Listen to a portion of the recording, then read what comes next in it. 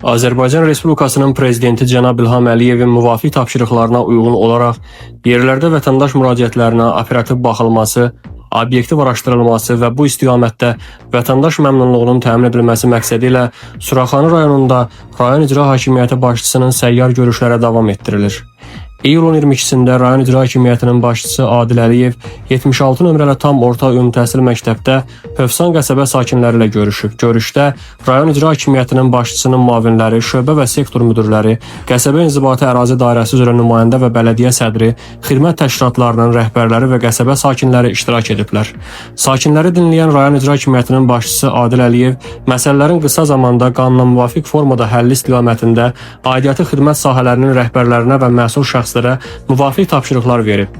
Bir sıra məsələlər isə araşdırılaraq həll edilməsi üçün qeydiyyata alınıb. Sakinlər göstərilən diqqət və qayğıya görə Prezident cənab İlham Əliyevə və 1-ci vitse-prezident Mehriban xanım Əliyevaya minnətdarlıqlarını ifadə ediblər.